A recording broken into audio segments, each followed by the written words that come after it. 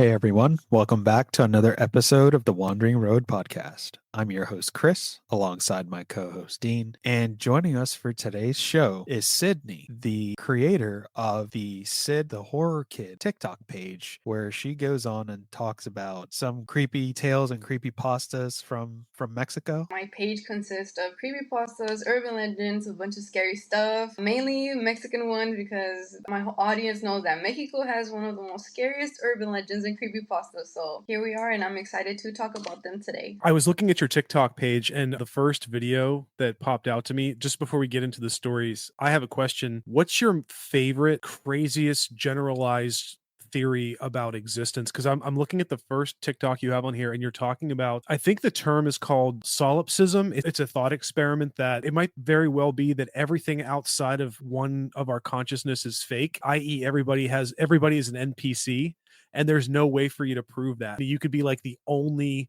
consciousness in existence, and you were talking about that in your video. But that's just an example. Like, out of all the things you've done, all the research and people you've talked to, like, what's your craziest tinfoilist hat theory about existence? Or do you have a favorite one? Yeah, so my favorite theory about existence would be the fact that we're already dead or that we already lived life over again. And it's just crazy to me because all the deja vu and like the Mandela effect and everything kind of just gives you an idea, and it makes you think like, okay, well, why do I remember this if it hasn't happened? So I feel like the fact that we're already dead or that things happen and we're reliving the past again just kind of creeps me out. And that's kind of basically my favorite theory, and there's really no way to prove it. People that dive into this probably go crazy. Yeah, but it's such a crazy, amazing thought experiment. I like that one too, because to me, I'm not subscribed to one religion or another. The whole idea that we could be Because repeating you're an lives. NPC. I'm an NPC. I need to level up though, because I'm such a loser in this life. No, okay, so Dude, you I live in Hawaii. Shut up. you can be a loser in Hawaii. A fucking So loser like, in paradise. Come on, man.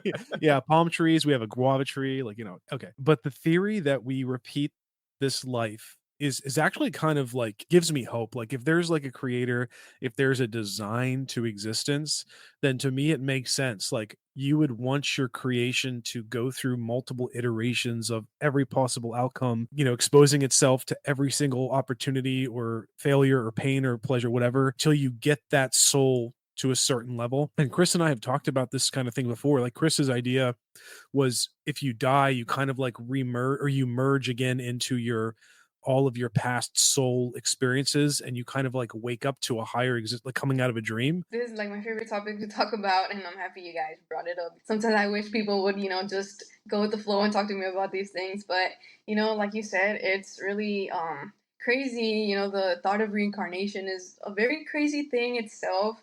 I mean, there's no proof that we have reincarnated or that we did in the past. Sometimes I'm like, okay, well, what if we reincarnate all the time?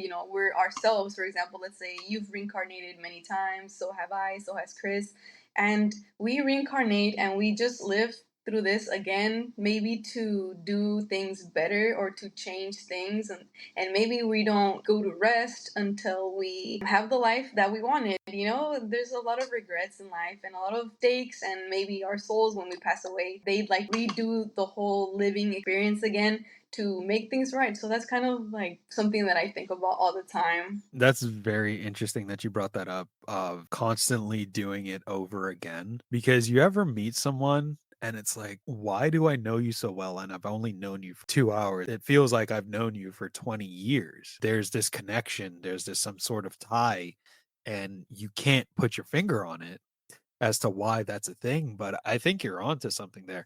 I'm sure you're in the same boat, Sydney, coming from a Hispanic background, Latino background. Your family's probably Catholic. But when I talk to Dave the Bearded Menace, he brings up the point that, we're Catholic plus one Catholic, but there's like a lot of stuff from our culture that gets incorporated into it. Sometimes, like yourself, like I kind of do believe in reincarnation, that there is, I guess, this cycle that we have to go through. And it's a scary thought to think about that, you die and then you come back, you die and then you come back because you're not doing something correctly. But a question that I have for you, because I always have this theory when it comes to reincarnation, that the things that we are attracted to naturally in this life is kind of an indicator of what you did in your past. So, for example, when I was like 4 years old, I would randomly watch documentaries on ancient Rome. My mom never put them on for me. I was just always interested in it. I always gravitated to it. My mom would always say, like, oh my God, you like all this stuff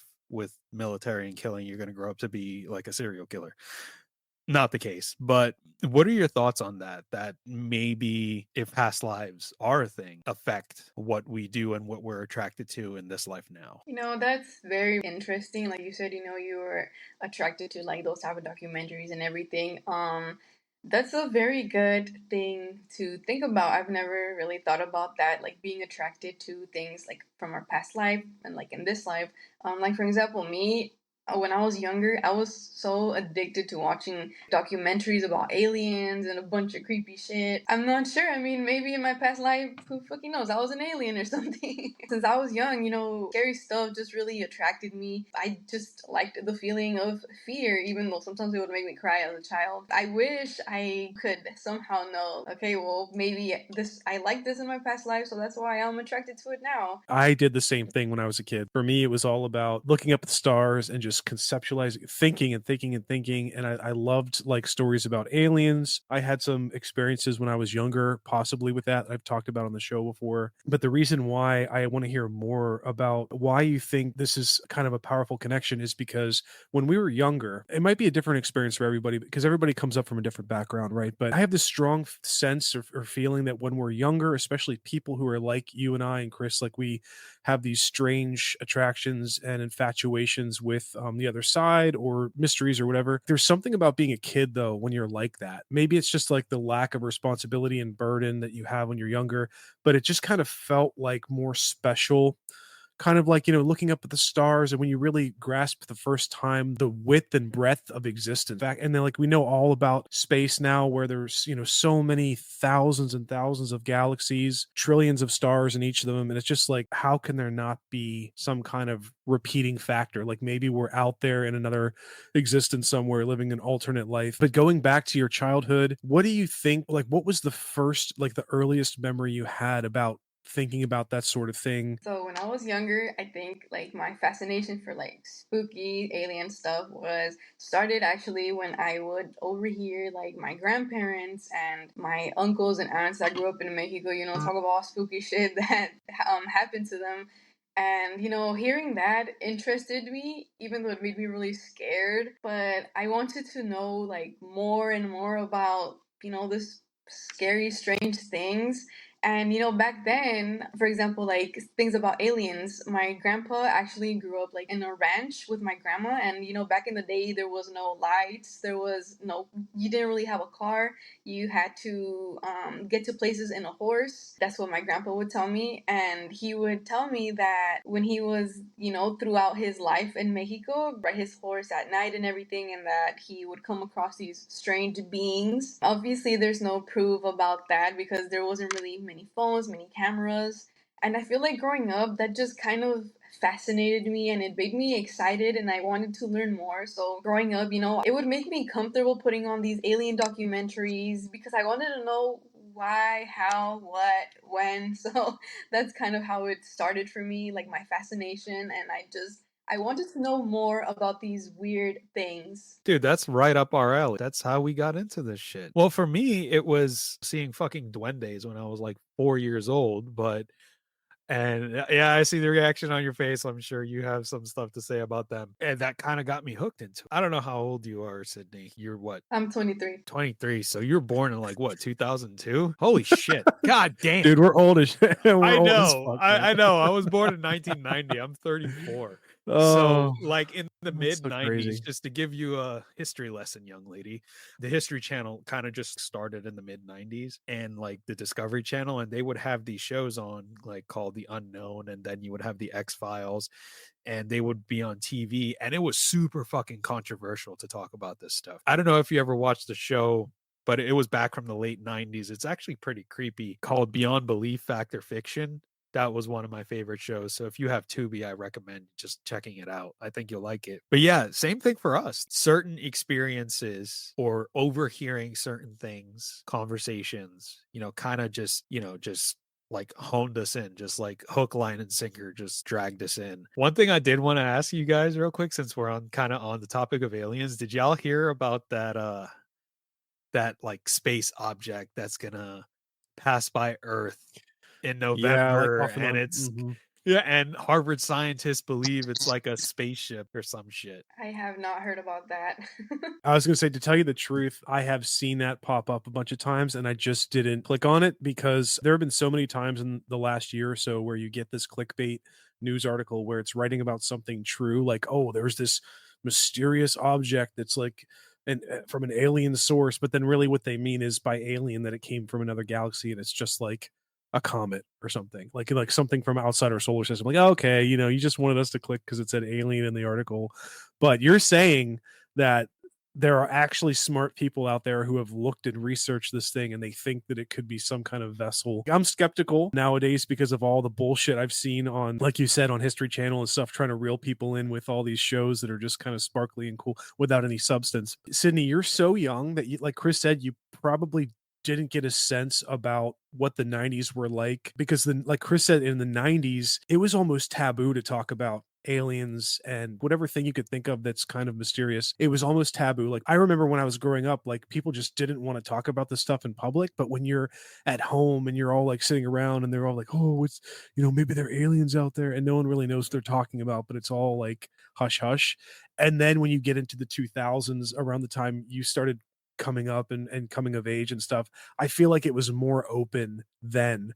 But not long ago, there was a time when nobody wanted to talk about this stuff in public, and now it's just like everywhere. And I think Chris and I came to this conclusion that there's like this desensitization going on, where maybe that spaceship Chris is talking about is an actual spaceship, and they're just kind of like trying to prep us for disclosure in the next 20 years maybe.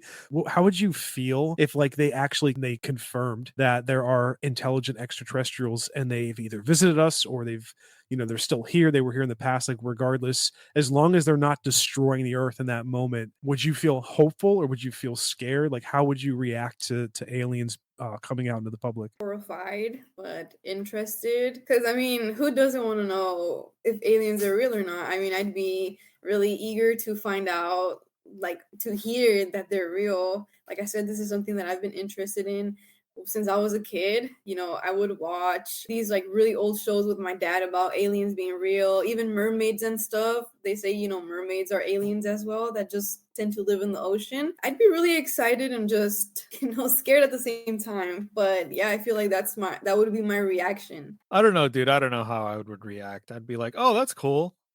Do I still have to go to work on Monday? Like, Yeah.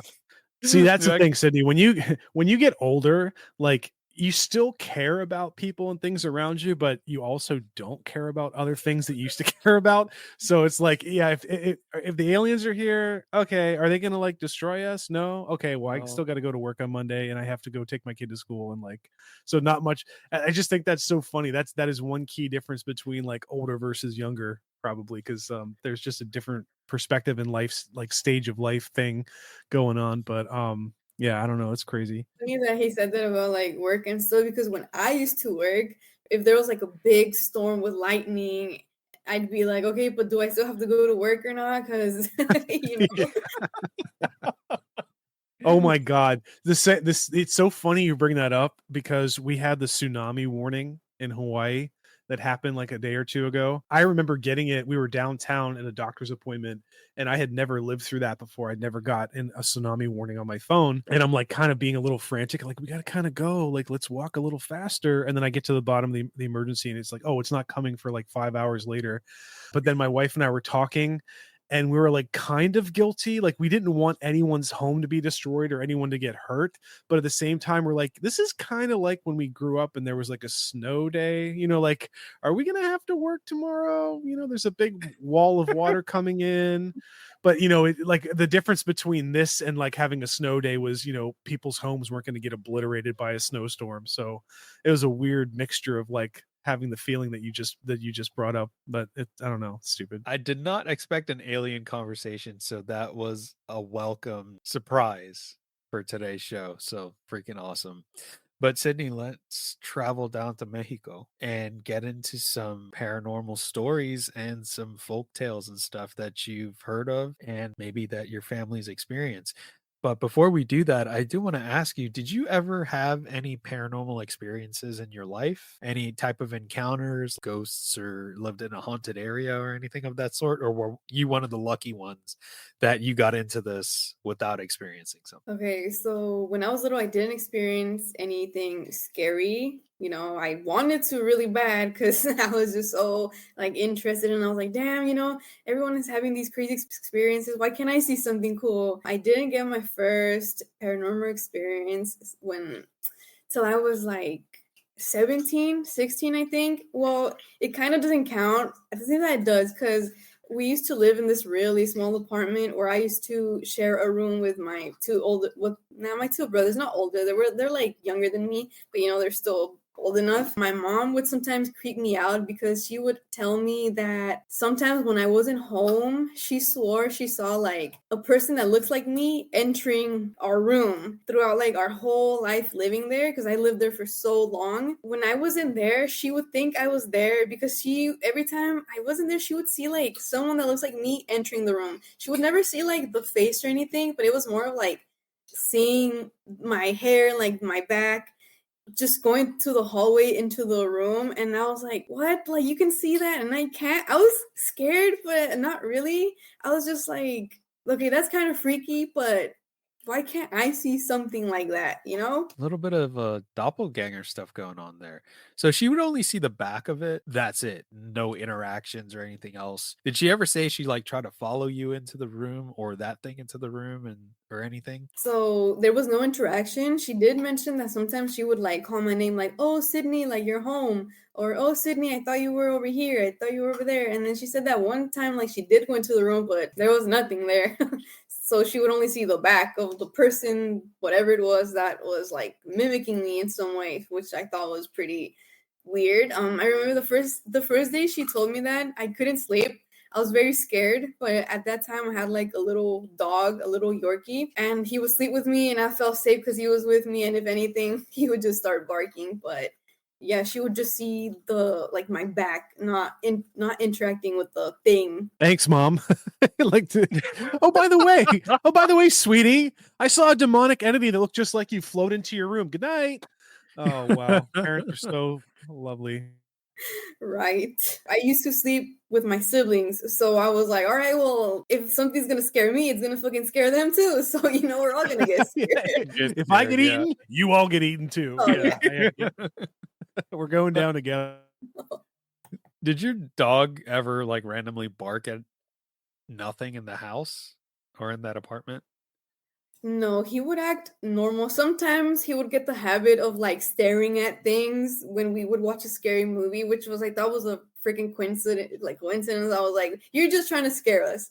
But no, he would act perfectly fine. I'm not sure if it's because he was like a puppy, like because we had just gotten him. He was like a puppy. I'm not sure, but I mean, I feel like regardless, puppies would have sent something. I do have scary like that I saw a ghost actually.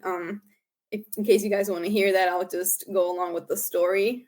Oh, absolutely. Go for it. About like 3 or 4 years ago, one of my uncles passed away. He's in Mexico, so my dad, my aunt, we couldn't go. My mom had to stay with us and go to work. But my dad and my aunt went to Mexico for like 2 weeks, for the funeral and everything. I didn't get to see my uncle. We weren't that close, so it still hurt me, but I feel like it impacted the family a little bit more than it impacted me. So my dad went to Mexico, they had the burial and everything. I remember the first night that he passed away, which is the same night my dad flew over there. I woke up, and at that time I still had my Yorkie. He would sleep with me all the time. I remember I just woke up and I was sweating, and I was like, okay, I can't go back to sleep. So I was just staring like into the mirror. So the funny, creepy thing is that I have like two mirrors facing each other. So I have like my vanity, and I have a bed, and then like the mirror is not quite in front of me. It's just like a little to the side by the door, but it like crosses paths with my other mirror, which is like a portal or something. Right. But I remember I was just staring at the mirror because I couldn't sleep. I was just like, oh my God, like why? So then my dog starts growling at the mirror, and I was like, what is wrong with you? You know, like what? So he stays growling at the mirror. All of a sudden, my uncle's apparition is on the mirror. I could see him very clearly on the mirror. And I rubbed my eyes. I'm like, okay, I grabbed my glasses and I put them on. I'm like, okay, like, what the hell am I seeing? So I'm there frozen. I can't move, but I can see what he's wearing. I can see how he looks. I can see everything. So I'm there frozen for like about 10 minutes. It felt like a really, really long time. And I remember that, like, when my dad came back from Mexico, like, he was telling me, like, oh, like, how it went, this and that. And I was like, Dad, out of curiosity, what was my uncle wearing? And he described exactly what he was wearing when I saw him in the mirror. And keep in mind, I didn't see anything. But my dad described what he was wearing, what I saw in the mirror. So I was like, what the fuck did I just see? Sounds like he came to say goodbye or something of that sort. My only question is like, did he appear because the two mirrors are facing each other and you kind of created a portal unintentionally? Or I wonder if that's something he just would have done regardless, knowing that like you guys couldn't go down there to say goodbye. Yeah, I get really technical too when I think about or I hear stories like this. I don't know, how do you even deal with that? The likelihood that what you saw in front of you, like an apparition of your uncle, and he was wearing something that you couldn't have known that he was wearing, that your dad described later. And it's not like you overheard somebody in the background talking about what, like, who's going to talk about what your uncle was wearing before that. So it's like, it's very clear that something strange happened where you saw this apparition and it actually happened to be a physical representation of your actual uncle. And then when I hear that, I start to get like my brain goes crazy, like down a rabbit hole. Well, it's like, okay, well, why is your uncle presenting himself in the clothes that he, basically departed in? What does that mean about ghosts wearing clothes? And like, why are ghosts not like wearing something different? Or have you ever thought deeper on that? He appeared in his, what he wore to the funeral in his casket, and the funeral hadn't even happened yet, so that kind of got me thinking. Like right now I just realized, I was like, okay, well, he appeared like in the clothes where he got buried in.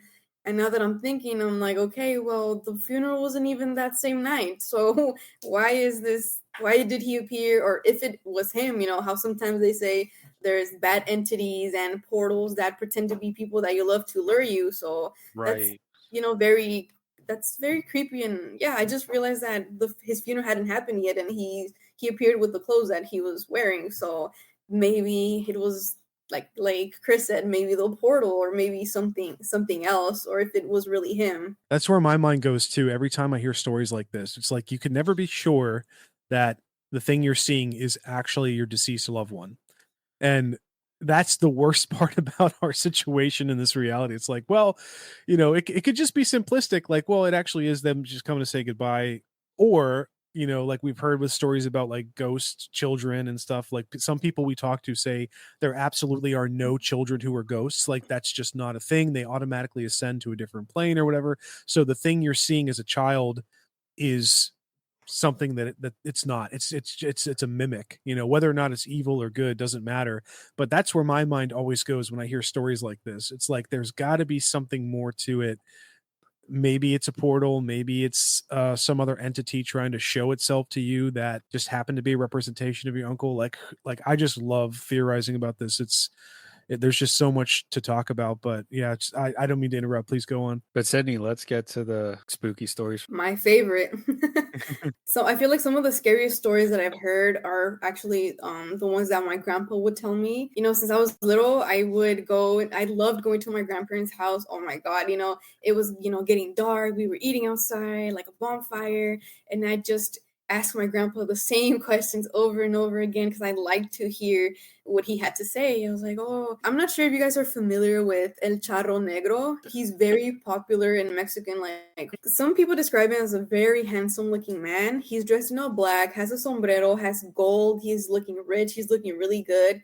you can't never see his face. He's always riding this black horse, and people, describe him as just this really handsome but really tricky person. Other people say that his face is like a skeleton but with fire in his eyes. My grandpa, when my mom and her sisters were younger, they lived in a rancho, so it was like kind of like in a hill with a bunch of animals, a bunch of things. I believe one day my grandma got sick, so they had to go on the horse and take her to the hospital. It was like, I think he said like 2 in the morning, 3 in the morning. She was about to have my mom's siblings. He said that the road was in the middle of nowhere. It was like, there's no way there's another person on that road.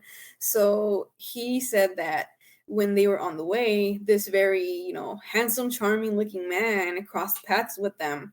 He wasn't on the horse, but he was just standing in the middle of the road, dressed in all black, just how the urban legend describes him. And my grandpa said that all he said was like, he nodded his head. He's like, good night, And my grandparents were like, okay, like, good night. But my grandma said that she turned around and he was just kind of staring at them. At some point, they heard his horse steps behind them. All of a sudden, he appeared on top of a horse, and that he was just, following them, and that he followed them for a very long time. And then all of a sudden, he just disappeared. So I think that's like one of my favorite urban legends, and I feel like that's very spooky. I mean, imagine you're riding your horse late at night because your wife is about to give birth, and then this really creepy man appears in the middle of nowhere. Like, what are you doing here at 2 in the morning telling me, like, He didn't follow them to hospital or anything. He just vanished. No, he just disappeared. It would make sense because in the urban legends, they say that he appears at night to people who are lonely because he likes to offer gold and riches in exchange for your soul. So maybe thought that it was a good opportunity to show up. Maybe he probably thought like, oh, these two are lonely. Let me appear. Let me offer something. And if not, then let me just go away if they don't interact with me. So maybe that's the way he appeared and disappeared. I could just see your grandfather kind of holding your grandmother, like they're on the horse trying to get to the hospital, and this dude's like riding next to them. Can I interest you in a gold necklace? Do you want some gold coins? And it's like, dude, fuck off. She's about to give birth. We got to get to the hospital. And he's like, okay, all right, I'll go. Here's your chance to buy a savings bond in exchange for your soul.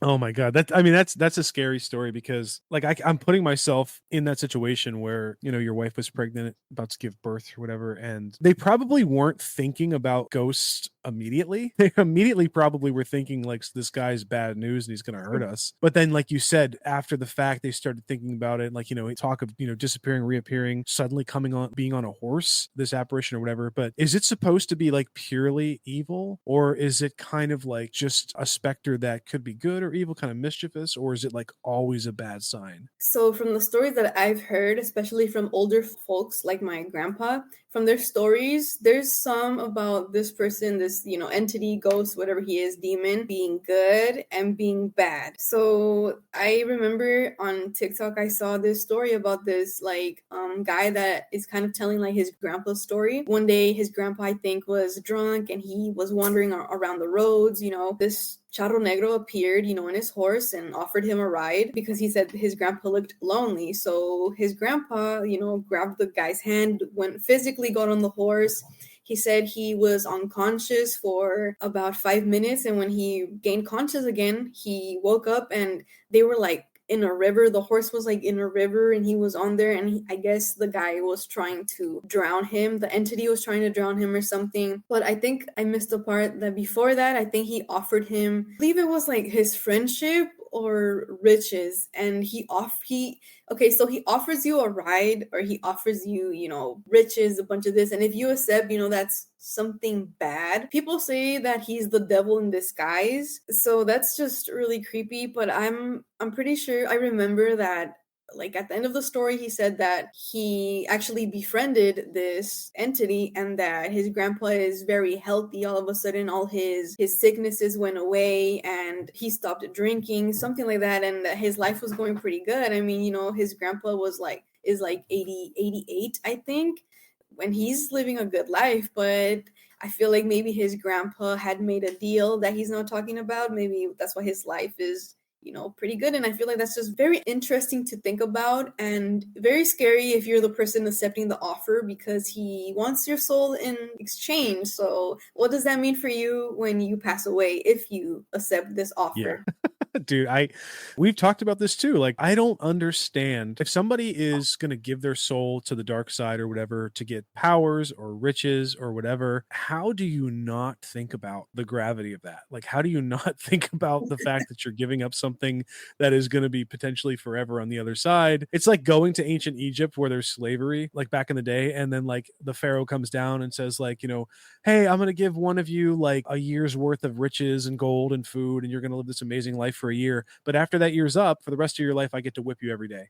It's like, okay, well, who in their right mind's going to take that? It just doesn't make sense to me. So I like your interpretation, and that provides some good discussion there about like why people would do that. I don't know. Back in the day, my grandparents didn't have much money. A lot of people back in the day didn't have much money, and I feel like these spooky things were so normalized that when it would happen to like my grandparents, they just, it would happen and they would get spooked at first, but then the more it happened or the more people around them would experience these spooky things, I feel like it would be normal. It would be normal back in the day. And that people always say like, oh, why is Mexico so scary? Why does everything happen in Mexico? And that makes me think a lot, but I feel like maybe these apparitions would appear and like to trick people because maybe there was a lot of poor people, and maybe when you're poor, you're desperate, you want to provide for your family. I feel like, oh, this whatever this person is offering me money, they want my soul, so let me give it to him to have a better life. And I feel like a lot of people felt like they didn't have a choice back in the day. I feel like that's how I see it. Like if you're living good, and like nowadays, people, there are some people like poor people in the world, but now it's just a little, I'd say it's a little, like for us, like for my grandparents, it's a little better now. If you were living good and someone offered you something over your soul, I feel now it would be like, okay, what the hell? Why are you doing that? But I Get understand Yeah. away. back in the day. Yeah. It's like, get I away, like your bro. answer. That's a great answer too. I think you probably, if there was something going on, that would be the answer, because I guess if you're in a really desperate situation and you're like, think about it. Like if you have nothing and you came from nothing, not saying that you're worth nothing as a person, as a soul, but like, you see every day struggles and death and hunger and all this stuff that's going on for years, and then you hear other stories from outside your sphere about people living good lives and all that stuff, and then you kind of just get to a point where it's like, well, fuck, like nobody loves me on the other side, like I'm just going through this shittiest life ever. Another interesting one is the hellhound. I feel like the hellhound is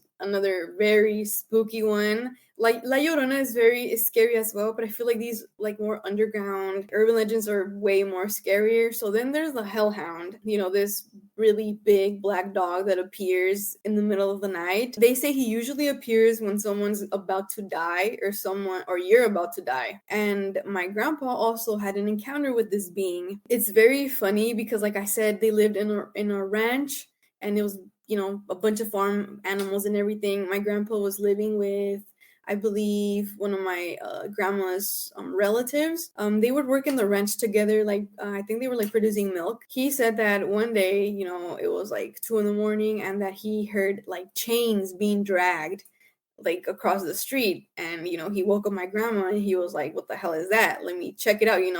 Back in the day, he had a freaking pistol or whatever. He just went outside to see what's up. He said that he also heard like the donkeys and things, that the animals outside like going crazy. And usually one of the donkeys sometimes would like escape from the gate. So he probably thought that like all the chains and everything was the donkey escaping. So he went to check it out. The donkey was still there. The animals were asleep, but it sounded like a whole circus. He said that when he was going like back to the house, like all of a sudden he saw, like in the distance, he saw this really black dog with red eyes. But he said that it was just very weird. Like it looked like a dog, but it didn't. It just, it was far, but he did see the red glowing eyes. And I think that's creepy because I've heard like many stories of this dog appearing and then someone passes away or you pass away. And like I said, in like Mexican culture, it's normal for like people to assume that it's always the devil that appears in different ways. So the hellhound is definitely another very scary one. I'd say it's very creepy because let's say you're walking around, you see your black dog. It could be a random black dog or it could be a hellhound. You never know. No, that is a good point. And that actually sounds similar to something in Dominican folklore, which is called, I don't know if you ever heard of it. It's called el baca. And sometimes they say it's a bull, but sometimes they always say it's like a big black dog. And the way that a baca would show up is that a landowner would make a deal with the devil to get El Baca to protect its land, and it would eat any trespassers that go through, which Oh is, wow. yeah, which is insane. Yeah, there's also an urban legend in El Salvador. My best friend is actually from El Salvador, and she likes to hear like the Mexican folklore. And she was telling me that over there, there's an urban legend, but this one has like a dog, a black dog, and a white dog, and that you always see them together, and that it could be good, it could be bad. I'm not really familiar with like urban legends from El Salvador, but she told me that it was similar to the hellhound, but in this case it's like a black dog and a white dog that you always see them together. And it's just, she just tells me that the dogs are very very white and the other one is super black. Like, it's just odd. Yeah, I've never heard of that before, so I'd like to look into that, the white and the black dog. I gotta ask you because a lot of people make jokes about this. Grandparents ever talk to you about El Cucuy? Yes, all the goddamn El Cucuy would nearly make me shit myself when I was a little kid. Um, El Cucuy could be a lot of things. El Cucuy could be anything scary. It could be anything scary. Well, when I grew up, El Cucuy didn't look a certain way. Well, I didn't had no idea what it looked like, and I didn't want to know what it looked like. But El Cucuy is supposed to be anything scary, like a scary monster, a scary demon, a scary spirit. And this was something that, up till this day, my family still scares like my little nephews, my little nieces, and everything. So it's just like one of those kind of like Boogie Monster stories. It's not based off of something that someone actually saw, right? Yeah, it's just anything scary. Okay, so I've never been to their ranch. I'm kind of just like imagining, like based on what they tell me. But I eventually I would like to go see their old house, and I'm eager to go. And we've planned it. I'll be staying over there whenever they go to Mexico. We're gonna be staying at the old house, and I'm gonna be ready for whatever. They did tell me that in their old house, everything is just weird. In Mexico, like the houses are just next to each other. It's just weird. They told me that before they moved into that house they were living in. No, actually, I'm wrong. It was the second house that they moved into. So in that house, it used to be, no, next to it used to be like a bar where someone actually got murdered. Next to them lived like this other old couple, but they would hear noises all the time, like weird noises. And they say that like on the other side, supposedly like someone was killed, and so they wouldn't have the bar shut down. They kind of dug, like made a hole on the wall to bring this person to the other side, like to the other house, and that they covered up the hole or whatever. My grandma would tell me that when she, like at certain times during the day, she would look at the other house and like something would move the curtains. It was like this weird old man with like, I don't, she tells me that she doesn't know if it was an entity or not, but that it was just very weird. But she believed it was an entity when she saw the guy in her house one day, and she was just like, what the hell are you doing here? And the guy disappeared. But it was basically this man that would appear next door all the time. And at certain times during the night, you would hear like a bunch of money falling on the floor, like a bunch of coins falling on the floor all the time. They have a name for that house. I don't remember what it's called. I forgot. But that house is like if you look up, I think if you look at like in the newspaper for that city my grandparents used to live in, it's like a whole urban legend about this haunted house with a bunch of money, because of this like money that people would hear fall down from the sky or whatever. A lot of people actually went there and tried to find money because they believe that there's money like dug somewhere there, and no one has ever found it. But it's just weird. Imagine at night and hearing like a bunch of coins falling and this weird man appearing. And I think at some point when the apparition appeared, he pointed somewhere to my grandma and said, oh, there's, like in Spanish, he said, there's money here or whatever. And then he disappeared. Did she ever look? That's a good question. I asked her and I'm pretty sure she didn't. I'm pretty sure she didn't. Oh my god, imagine being the ghost. Like, what if the ghost was like trying to help and like, hey, listen, there's gold under your floor, just dig Right. up the floor. And then the ghost is just watching years go by like, oh god damn it, like I was trying to help them, I probably Right. scared them, like, oh my god. He's like, damn, I should have just appeared like something else then. Right? It's like So you would think that the money dropping on the floor would be a dead giveaway. I'm sure you've seen a lot of videos about like brujas and brujeria and stuff like that. Have you ever heard any stories from your family of like them interacting with brujas, either negatively or positively? And like, what are your thoughts on brujeria and brujas? My family has never seen a bruja or has encountered a bruja. My family and I are Catholic. I'm Catholic, but I'm not like too religious, if that makes sense. My grandma on this other side, she's super religious, you know, anything witchcraft, anything scary, she wants nothing to do with it. So, you know, even if I told her like, oh, grandma, like, what about brujas? She'll be like, oh, no, like, you know, I've never my family has never like encountered a bruja or anything like that, but do I believe in witchcraft? Yeah, I believe in black magic. I believe in things. I feel like anything can happen if you really believe it, but I feel like it does exist, and I feel like, you know, there's something out there. And I have seen a bunch of news from brujas appearing and in the cemeteries. And I remember one time there was this recording, like a long time, it's a very old like video of a bruja flying like through the hills, and it's just recording, and you know, it's just really creepy. Oh shit. You know, I think I've seen that video before. It's like really old Because and grainy in Spanish. yes, Yes, because exactly. my mom, well, she still does. She watches freaking Primer Impacto on Univision. Yeah, So you that's know what I'm our talking side. about? There's like hills or mountains in the background, and there's just like literally just someone looks like that they're on a broom, and it's really fucking freaky. Right? Like with all the weird stuff that happens in the countryside and those places, you have to understand like those are people that are just living simple lives. They're literally just trying to survive. It's like if I don't get up and go milk the cow and go get water from the well and do this and that, I'm not going to fucking eat. Like Oh yeah. so there's a lot of things that are going on that they just have to focus on, and then you couple these weird interactions that they have to deal with and navigate. It just makes you wonder like how people nowadays would react to it. People like you and I just encountering like El Charro Negro, like you're just driving to work and there's some motherfucker just like, hey, You're like, like, oh, hey. you're that guy from the urban legend. I've seen you before. Right, right, exactly. Yeah.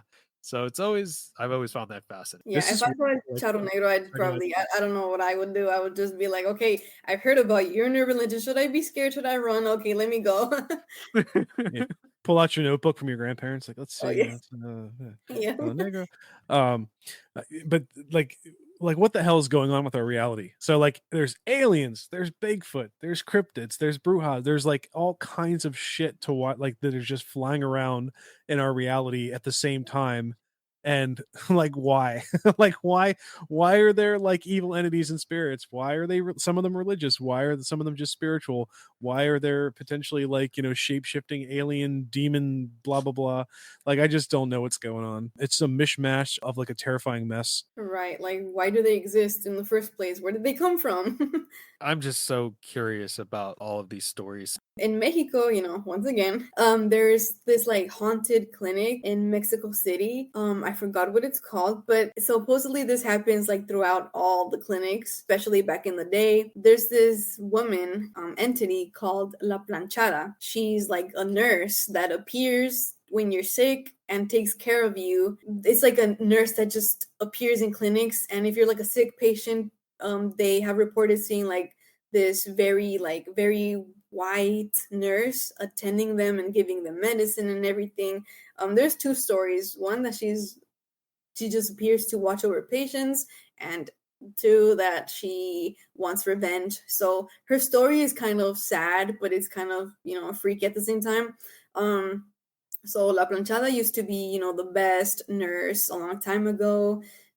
She eventually fell in love with like a really handsome doctor. However, it didn't work out and she was very heartbroken. So they say that she took her life, or they say that she died out of like, you know, sadness, and that the people at the clinic would treat her so bad that her soul couldn't rest and she wanted revenge. So she shows up and she spooks people out. She watches over patients. Some patients actually pass away after seeing her, reportedly. And there's actually like this really old Mexican video of this guy. I think he's like recording his coworker, and she's like laughing, and then they see like a pale figure walking in the back. This is like a very grainy old video, and then they go to the room and there's nothing but the chairs are moving and everything. So that's another very creepy, the ghostly nurse that I've heard a lot about. What did we cover last week, bro?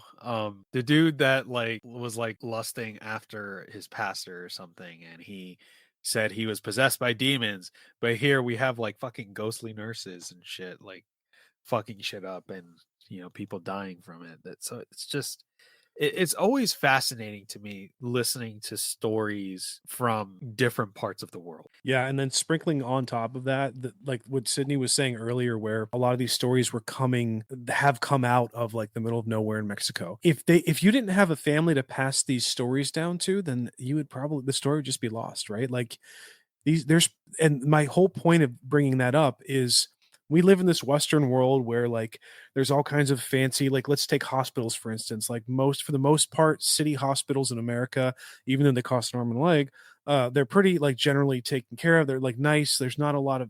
I'm sure there's some creepy stories you can find from nurses, staff, especially on the ICU unit and stuff. But I bet you if you go into places middle of nowhere medical clinic in Mexico or something like that, or nurse, whatever or not, doesn't have to be Mexico, it could be anywhere. Like, I bet you there are so many creepy instances of stories that people like really smart, not crazy, hardworking people have experiences and they just don't talk about them, or they talk about them with their immediate circle, and then the story doesn't get out. And like, I bet you if you did like a study in like somewhere in Mexico and did like you took down data and whatever from people who had these experiences, you would probably find a really creepy trend about, like you were saying, Chris, stories about slighted women or women, or vengeful women, or nurses, like that nurse story, Sydney. Like, I bet you would find similar stories, and you would probably get closer to finding a place where you can look at maybe even getting some kind of evidence, like a location and stuff like that. So I wish we had the resources. I wish we had the time to go do that, but it's just a crazy smattering of stuff that's out there. You said like you wish you had the time and to go like figure these things out. Like I said, eventually when my grandparents go to Mexico, like I said, they go to the same city where these creepy things would happen. It's like a very small town and everyone knows each other. It's not that big. I've been there. It's really, really small. I've stayed only like at the plaza, not because I don't know anyone. But eventually I do want to go, and I take a camera with me and stay at the old creepy house, and to just record and to explore and see, what I see, or if anything creepy still happens to this day. That's kind of like one of my biggest dreams. Where in Mexico is this? It's in Cualcomán, Michoacán. Is that like more south, or like where we look talking geographically? I am not sure. I've been there once. I don't remember exactly. This was like a while ago. Okay. Yeah. No worries. I'm just trying to, because I think Mexico City is like kind of like, is it close to the border? I can't. Or like it's like smack dab in the center, right? Of Yeah, it's Mexico. like in the center. The border is like Tijuana and stuff like that. Okay. Yeah. So Yeah. Tijuana is like a little closer. But yeah, Mexico City is like in the middle, and then all the cities. See, I commend you for wanting to do that, because I wouldn't be able to do that, because I'd just be too scared. Like I do feel scared when I think about it, but I'm like, damn, like I want to die and seeing something, like peacefully, knowing that I saw something spooky. Like, oh my god, like I feel like when I see whatever, I'm gonna be spooked, but then deep inside I'll be like, damn, like I saw one of my favorite urban legends, something, Hopefully it's not too bad, but I want to experience something. So piggybacking off of what you just said, like favorite urban legends, like what is your favorite story coming out of Mexico, like paranormal story? My favorite one, I'd say the El Charro Negro, but then there's also this other creepy urban legend about this flesh-eating girl from the metro city in Mexico, that a long time ago she was abandoned, and I've never been to a metro, so I can't really like explain exactly, but I know that there's different levels and there's like different lines to where I think you like line up and go to the trains or whatever. And supposedly they say that this girl was like abandoned by her mom, or she was lost. She got lost and was never found. And like in the deepest levels, she was found.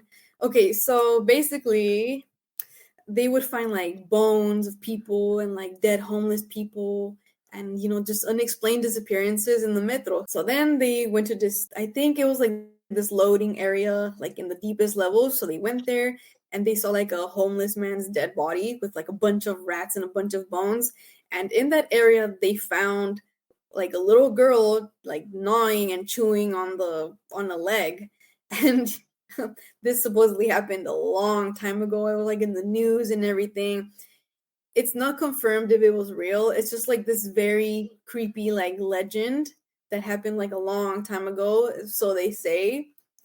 Whether it's real or not, I don't know, but I do know that scary things happen all the time in the metro, and that's one of them. Supposedly they do see a girl, and supposedly they did at some point find like a bunch of like bones and a bunch of dead rats and stuff like chewed up unexplained, and like when they saw the bites it was like human bites, and that this little girl, so it's all, I feel like that's one of my favorite urban legends as well, the flesh eating girl. I was so curious as you were talking. I was doing some investigation, like typing this up, and I didn't find that exact story, but there is an article. I don't know how reputable the Irish Star is. Let's see. This actually came out last year. This news article said Mexican model's disappearance linked to wild cannibalism, accusations against Disney and royals reignited. We might have to cut this out so we don't get targeted by the elite. But it says here, baffling tale of a Mexican supermodel. Exactly. Yeah. The baffling tale of a Mexican supermodel who vanished after hurling bizarre accusations that the elite consumed human flesh has resurfaced 15 years later. Her name was Gabriela Rico Jimenez. Did I say that right? Jimenez. She was 21 when she disappeared. I think she disappeared in a metro. Because it's funny because when I type things in English, like some of these urban legends, they don't pop out at all. But when you type them like in Spanish, you get like these Mexican newspapers and a bunch. So I'm like, okay, cool. It's just, that's kind of going back to what I was saying earlier, where like you need to be able to search high and low, like every search parameter you could think of, different languages, different locations, like maybe even going down to a municipality newspaper where something weird happens. And it's great that we have access to the internet that we can like do that more quickly, but man, you can get lost really easily going down rabbit holes. I'm sure you know. So I have a couple of questions for you. I've always been interested in a couple of things from Mexican folklore. What do you know of, or what did your grandparents or family tell you about La Nahuala? Nahuala. It's Nahuala. yes, La Nahuala. La Nahuala, the shapeshifter. She's a witch. Nahuala is the same thing, but they're like male, female. Nahuales are shapeshifters. They're like skinwalkers, but in Mexican folklore. Personally, my grandparents have never told me anything about Nahuales, but from my research and everything, Nahuales actually come from a long time, like a long, long, long time. They've been existing for a long time. Antiquity.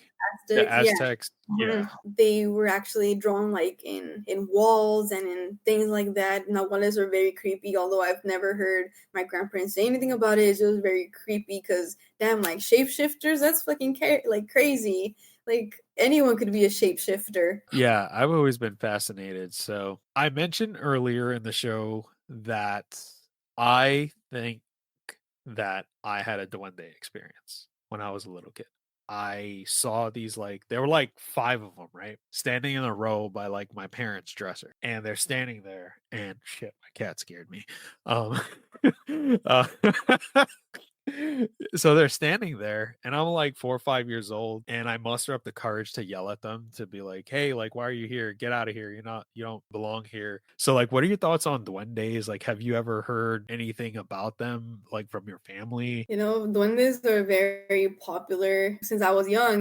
Duendes, I heard about duendes all the time. Scary shit. I have never encountered, I remember this one time we go to Mexico like at least once a year, once or twice, but mainly once. I remember when I was younger, I would sleep over at my cousin's house all the time. It's a 2-story house, houses in Mexico are very creepy sometimes. They're very, not like here. Sometimes the roof is like this big like cover, not exactly like a wall or anything. It's just like this metal thing, or it could be like these weird like bricks or weird stuff. So it's just very creepy because it's not like here. It's like maybe there's like no door to the bathroom, maybe there's no door to the garage. I remember my cousins. I was terrified of my cousin's house. Oh my god, I never wanted to be in there. It was so creepy. The upstairs was so creepy, and because I had to go to the bathroom all the time, I'm like, oh crap, So I remember this one time we were, I was sleeping over, and she okay, so I couldn't sleep. I was very sweaty, tossing and turning. I just didn't want her to let her know that I was scared. I would like peek over and kind of just do this again. I remember this one time I heard marbles falling from like the freaking stairs, and I was like, "What the fuck?" And marbles, like if you like even throw one on the ground, it makes like very loud, weird noise. Imagine hearing that like throughout the stairs. I was almost like shitting myself. I was like, fuck, like what the hell? Like what the hell is that? So then I woke up my cousin. I was like, fuck this. So I'm like, wake up, like what the hell is that? And then I feel like she just she was asleep, but she was like, oh, she told me in Spanish, she's like, oh, it's just the duendes. And I was like, what do you mean the duendes? Like, wake the fuck up.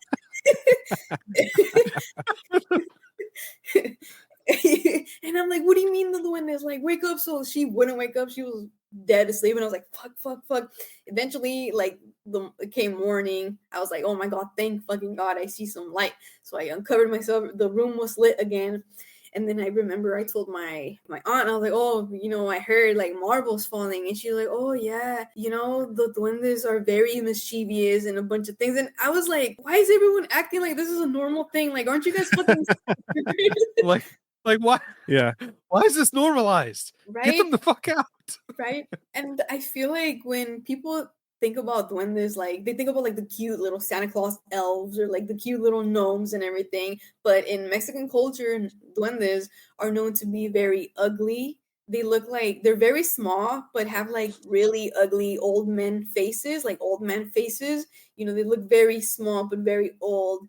And when I like, there isn't obviously like any pictures of them, but when I see them through like drawings and stuff, I kind of get an idea of what they look like or from like what people have described. And they're like these very old, definitely not cute beings. So yeah, duendes are just very creepy. And I wouldn't say that I've seen a duende before, but I will say that when I used to sleep on my grandma's house here in California, I would sleep with her all the time. And I remember like for some period of time, I would open my eyes, and I know like it was dark, so I don't know if I was just like seeing things or anything. I was like maybe 11 or 10, I think. I would always see these like little white people in her room. It was very dark, and I would see like these little white people all the time, and I was just like, I wasn't scared. It was more of me just, I was like, what the hell is that? I was just curious. So I would see these like little white beings walking around, but I couldn't tell if it was my imagination, because sometimes when it's dark, you'll just stare and you kind of see these like little things. Right. I wasn't sure if it was actually something, but I would see like these little creatures walking all over my grandma's room all the time. But I wasn't scared because I was like, okay, it's either my imagination or there's something, but I don't feel scared. I find it funny and kind of creepy that your family kind of normalized. It's just the duendes fucking around with the marbles on the stairs Right? again. They tend to do that shit. They like playing marbles at night, so they don't bother us. I mean, Yeah, it is what it is. I never set foot in my cousin's house again. Fuck that. So you're willing to go to your grandparents' old haunted place. Would you go back to your cousin's place and see if you could see duendes? Now that I'm older, I'd be like, okay, screw this. I'm scared. I won't tell you like, oh, I'm Miss Brave.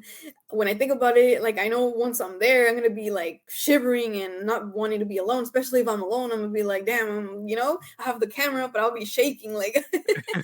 But I'll be like, okay, well, I have to catch something. I have to see if it's real or not. Now that I'm, I was scared before. I'm still scared, but I like kind of just want to go again and just be like, all right, well, where are you at?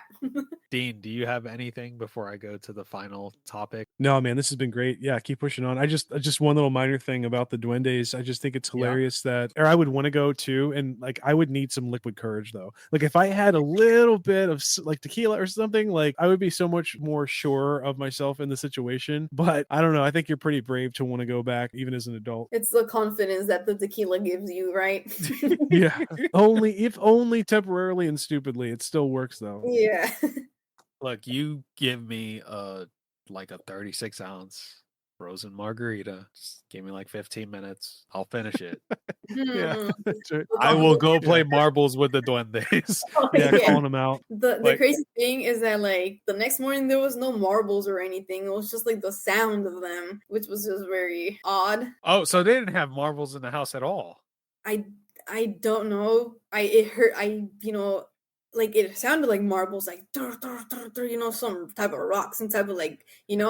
And I don't think they had marbles. Even if they did, maybe they picked it up. I don't know. Maybe they were feeling a little like, oh, they're letting us stay in their house. Let's just pick up our mess. Right. I don't know. I don't think they had marbles like my aunt and stuff. And if they did, I didn't know, but it sounded like marbles. And dude, the thing that you put in the chat, the duende picture there.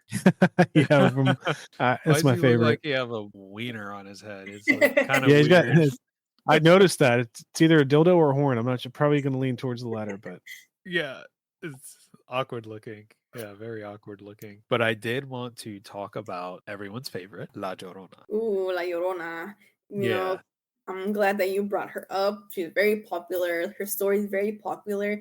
I actually might have heard her last year on my Mexico trip, which scared the living shit out of me. Yeah. And I didn't see her physically, but I heard her. I saw that I heard her. So, in Mexico, our house is very big. It's 3 stories. It's very empty, very echoey, very fucking scary. And when we go, me and my siblings stay in one room. There's no way in hell I'm going to go to another room. Fuck that. It's my parents' room, the bathroom, then our room. The thing about our room, is that in front of my bed, there's this big ass like window with no like curtain, no nothing. And you look out and it's like, there's a wall, but you can it's like, it has an opening on top and you can see like a tree and like the dark ass sky, right? So when I go over, I make sure I'm facing the other way. So no way I'm gonna wake up and see a fucking demon in front of the window. So this specific night, we didn't sleep because we got like a stomach flu. So we were all waking up, going to the bathroom, whatever. We felt really sick. It was very stormy. There was lightning. It was just scary. You could hear everything pouring. So at some point I kind of just like sat up and I'm like, okay, shit, I'm just waking up to puke every 5 minutes. Like, why am I gonna go to sleep? My stomach's fucking killing me. I remember I went to go puke and I came back and I sat up. I was just there for like 5 minutes. All of a sudden, the neighborhood dogs start barking like crazy, like rah, rah, rah, like a bunch. And then all of a sudden I hear this like I'm like, oh fuck. I can't hear what she's saying, but it sounds like a woman crying. I could hear her very loud. I heard her for about like 5 minutes. She stopped. It kept raining. She started again. The dogs were barking like crazy. And one thing about dogs, if they sense something, if they see something, I knew I wasn't like imagining, because come on, the dogs were barking like crazy. I was like, hell no, I'm not crazy. Everyone was asleep. I was waking up my brother and I'm like, bro, I just heard La Llorona, like, wake up. Once again, I'm left all alone. Like, I was trying to wake up my cousin, I'm trying to wake up my brother, and they're not fucking waking up. I go to my parents' room, I'm like, Dad, do you hear that? And he's all angry. He's like, go to sleep. And I'm like, fuck. So when you heard her, like, I'm sure I hear barking. No, it's the neighbor's pit bull. Here she comes. She's coming. We're talking about her. Oh yeah, we're bringing her in. Fuck, I shouldn't say that because I live close to a river. Oh no. Remember, don't go wandering off drunk at night, because that's how she lures men into the river. Yeah, but I'd be like, sorry, La Llorona. Your wife won't let you wander anywhere. Yeah, I know. Like, you're not getting 10 feet from your house. I know. she'll go she'll probably go beat her ass. Oh yeah, probably. As the legend goes, and I'm sure you know this as well, if it sounds like she's far away, she's actually really close. But if she sounds like she's close, she's really far away. Do you recall, like, if it sounded like she was away in the distance, or Like I said, the house is very echoey. You could hear really loud noises all the time. I think I didn't hear her too far, but I didn't hear her too close. I heard her like maybe in the middle, so I wasn't too, I'm not too sure if she was like too far or too close. I think I heard her like at a fair distance where it wasn't too loud, but it wasn't too low. Like I said, the dogs were barking. Yeah, I recall hearing her like kind of like in the middle, like a fair sound, but it just, oh my god, it was just so echoey. Like imagine like it's hot as hell in Mexico. It's hot as hell. You have the fan, you're sick, there's a big ass storm, you have a big ass creepy mirror in front of you, you're just trying to go to sleep, and then all of a sudden you hear La Llorona, and you're like, oh fuck, could this night get any better? yeah, right? We've heard close or far away, but we've never heard like in the middle. So I'm just speculating what that means. She's hovering right above you. Oh god. Oh god, that would Go suck right, so bad. Yeah, don't open your window. She's like right there. That story always fascinates me in general, because that's one story, just like El Charro Negro, that I think is real. Mm-hmm. Because like with the Hellhound, it's like maybe it's just a big ass Doberman. Like Right. you don't know. Like maybe it could be the devil, maybe it could be Rottweiler or something. So who knows? There's just something about La Llorona that I feel like there's too many accounts about people coming across her Mm-hmm. for it to be just saying, oh, this is just people's imagination. Right. Sometimes when I make videos, like some people obviously don't believe in these things, and that's okay. That's perfectly fine. Like if you don't want to believe things, then that's fine. However, I do think like when people find these stories silly, I mean, there's a reason why there's stories in the first place, right? There's a reason Right. why they exist. I'm pretty sure, our grandparents or people didn't just invent them like, oh, let's invent a story about this man and a horse and blah, blah, blah. I feel like someone saw it and then other people saw it and then they started telling each other and so on. They carried these legends with us. I feel like I do believe in these things because I've, my grandparents and everything, I've heard their stories, and there's a bunch of people that actually have encountered, these beings. So, I'm one of those people that are like, okay, like it was an urban legend for a reason. It exists for a reason. So therefore someone saw it and, I think it's real. Yeah. And I got two final questions for you. So my second to last question is, for some reason it seems like Mexico, along with other Latin American countries in the Caribbean, seem to be very haunted. Why, in your opinion, why do you think that's the case?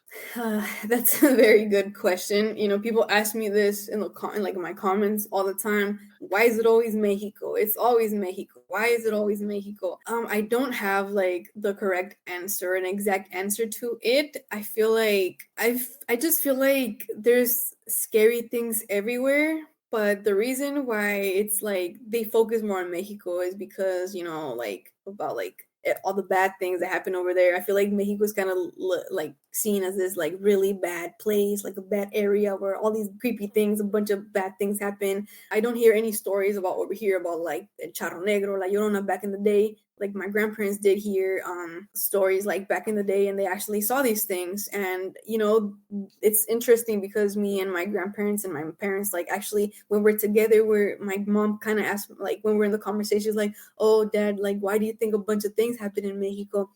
And he's like, oh, I'm not sure. I just feel like it was just back in the day and maybe the war. But if you think about it, there was a war, here in the US as well. So why, it's just a bunch of things that I wish I had an answer to, but I really don't. But I Right. do feel that the reason why people are like, oh, it's always Mexico, this and that, is because Mexico is seen as this like really bad, dangerous place to live in. I feel like that's kind of like one of the reasons why people are like, oh, Mexico, Mexico, Mexico, although we do have the scariest urban legends, I feel like there's also like haunted, I feel like there's like entities or whatever everywhere, you know? Personally, for me, I think why Mexico may be so haunted is just the history of it. Even before, like, you had the Spanish coming with the conquistadors, Mhm. and they did whatever they did, just wiping out thousands of people. Prior to that, you had fucking tribes that would literally cut people's heart out Oh, and like yes. raise that shit up to the sky to fucking what the hell is his name? Quetzalcoatl. Oh, Like, here yeah. you go. Like, yeah. So I think there's something to that. There's just something with the land, something with the past and the people you can't really explain. It's not Yeah, necessarily that the people that are bad. It's like, well, weird, fucked up shit just happened to happen here, and I live here now, and I can't really control it. But yeah. this is what happens. But my last question for you, Sydney, and Dean, I'm gonna pull something way back from the archives Okay. from our first Halloween episode. And you asked me about Dia de los Muertos. You remember that, buddy? Yeah, that was a wild one. Yeah. And my response to you is like, I'm not Mexican, so I can't really tell you that. But Sydney, what can you tell us about Dia de los Muertos? Do you guys participate in that? Is that kind of a big thing? Did you ever go back to Mexico to partake in any festivities or anything of that sort? One of my biggest dreams is to go actually celebrate Dia de los Muertos in Mexico. I've never celebrated it over there. We do kind of carry the what's it called, like the holiday here sometimes, but in Mexico it's just very, very beautiful. There's like this big festival where their kids get face painted. They dress up as like little charros and everything. It's just like this very beautiful thing. There's a bunch of colorful flowers. You know, everyone is just so happy to celebrate, you know, the Day of the Dead. You know, I wish I could say like, oh, I've gone and celebrated it. I haven't, you know, I'm hoping to do that one day. Sadly, you know, being in Mexico and celebrating these beautiful holidays is one thing, and then being over here is another. But we do plan on celebrating Dia de los Muertos here at home this year. To me, it's just a very beautiful holiday, especially, you know, in Mexico. You're like, oh, you know, people wait all year long for this certain day to, they say that Dia de los Muertos is when like your loved ones come visit you, and you know, you put their favorite foods, you put a picture, and they come visit you, you know, for the first and the second. So Dia de los Muertos is just something beautiful, and you know, one day I wish I could go celebrate it in Mexico. I appreciate your context on that because a lot of people hear that, Day of the Dead, and, it's just automatically has negative connotations just because, people don't understand it, and Oh yeah. you use the word dead and it's like auto negative, but that's really good context on to what that is. And my last question for you, Dean, I don't know if you have any final questions before I wrap it up. With your Latina background, I know quite a few of us like to dabble with tarot and other divination tools. What are your thoughts on like tarot and people that do that type of stuff? And have you ever tried it yourself? My thoughts on that is kind of, I see it kind of like witchcraft, but not really. You know, it's kind of like, it just, to me, it falls like in that section, like in that little area. Tarot, I mean, I don't see it as an evil thing. I just see it as, you know, like psychic stuff. Have I done it? No. Have I been curious of like, okay, so there's this funny thing. So, oh my God, if my grandma found out, she would fucking hang me. Like, oh my God, she would kill me. But this one, because oh my God, she's so against that, like so against all the witches, devil. But one day I did get a reading, it was just like out of curiosity. I was like bro, like there's no way this person's gonna know like shit about me, right? Right. So like I went with my friends and I was like, fuck it, like whatever. Very pricey, by the way. I was like, okay, whatever. I'm curious. Let me just go do it. So she was like shuffling my cards. Um, I'd say some things were spot on. This person doesn't know me. Some things were very spot on about me, or like, you know, about shit about me. I was like, oh shit. Some things were, you know, nah, I'm not in that situation, but kind of freaked me out how some things were very spot on, like things that no one knew, or things I was like, bro, like, how do you know that? I feel like tarot is not evil, but I feel like it's just falls like into the category of like a type of magic, and it's Okay. yeah, so it's pretty interesting. Ouija boards just freak me the fuck out. Oh hell no! I'd never play the Ouija board. Fuck that. Yeah. See, Dean, there's another one. No, we ain't touching the Ouija boards. Trust Come me. on. It's okay. Look, here's my thing with the Ouija board and tarot and stuff. It's not the thing itself. It's the people who use it. Because like they're like, just take the Ouija board, like Hasbro. It's a toy company. Like they make these things in a factory and they ship them out. So there's like, to me in my mind, like I'm not saying I don't believe that there could be something weird going on with the use of this, but it's definitely not the plastic thing. In the same way where it's like, just because a doll, which is like a compilation of plastic parts and fake hair and clothes, just happens to look like a person, it's not actually capable of holding a soul or a person by itself. I think that there could be like attachments going on and stuff like that, but that has to come from the human side. So like we talked about this earlier, where like you get enough people in a room and you kind of like all pray or focus on the same thing. We were talking about energies and location, like Chris, you were saying the Aztecs pulling the hearts out, like, there was tons of death and destruction and strife in one location could have driven up the energy. I think there's something to that, but when you're talking about the actual things themselves, I don't really buy it, meaning that you and I, being the knuckleheads that we are, we could totally just get a tarot card deck or something and just mess around with it. You don't want to do it? Come on, man. Let's just do it. It'll just be fun. Come on. And then the next scene is us being sucked into a portal. Oh God. Screaming. Yeah. I told you, you idiot. If it makes you feel better, I have two mirrors facing each other. That's supposedly a portal, and I walk through there every single day. Yeah. That's so funny. Oh my God, the mirror thing. Chris loves mirrors, don't you, buddy? Yeah, absolutely. I love secondhand mirrors.